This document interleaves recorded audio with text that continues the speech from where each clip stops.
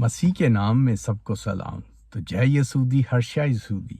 تو دوستو آئیں آج بائبل مقدس میں سے زبور کی پہلی کتاب اس کا 19 باب کی تلاوت کرتے ہیں۔ تو چلیں آئیں دوستو اس کی تلاوت کرتے ہیں۔ زبور پہلی کتاب 19واں باب۔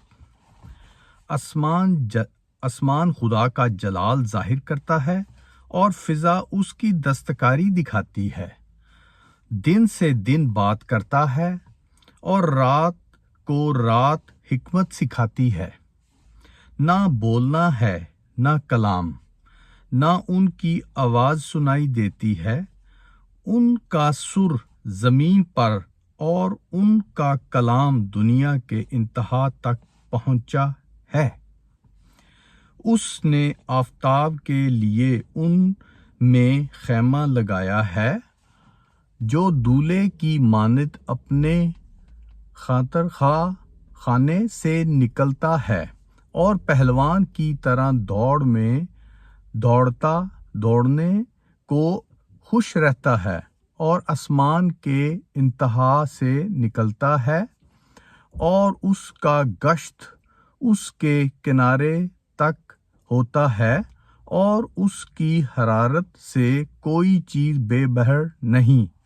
خدا کے پاک کلام کو پڑھے اور سنے جانے پہ برکت ہو۔ تو جیسے کہ دوستو آج کل دنیا کے جو حالات ہیں اس پہ دیکھا جائے، اور جو بائبل کی پیشن گوئی ہیں وہ دیکھی جائیں، اور جو ابھی ہمارے 19ویں باب زبور میں بتایا گیا ہے کہ جیسے دیکھیں خدا نے اپنی روشنی کے لیے دنیا کے درمیان خیمہ لگایا ہے، جو بائبل میں بتایا گیا، اور وہ خیمے سے آفتاب کی طرح روشنی نکلتی ہے۔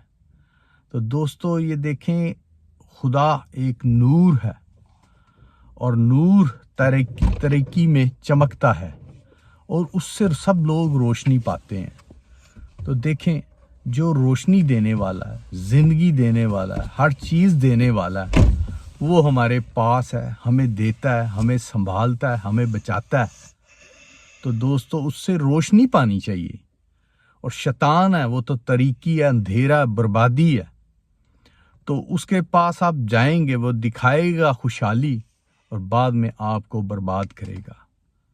وہ عذاب کی باتیں آپ پہ لائے گا، وہ آپ کو پرابلمز دے گا کہ آپ اپنے آپ کو ختم بھی کر لیتے ہیں۔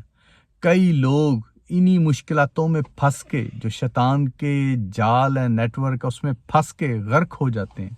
وہ تو سب کی بربادی چاہتا ہے، کیونکہ برباد ہونے کے بعد سب لوگ اسی ہی کی آگ میں، جس میں وہ پڑے گا، جو لکھا گیا بائبل مقدس میں کہ وہ جو گندک کی آگ میں ڈالا جائے گا شیطان، اور جو شیطان کے چیلے بنیں گے، جو اس کو فالو کریں گے، جو اس سے سیکھیں گے، جو اس سے سب کچھ پائیں گے، وہ بھی اسی میں ہوں گے اور وہ بھی اسی میں ہوگا۔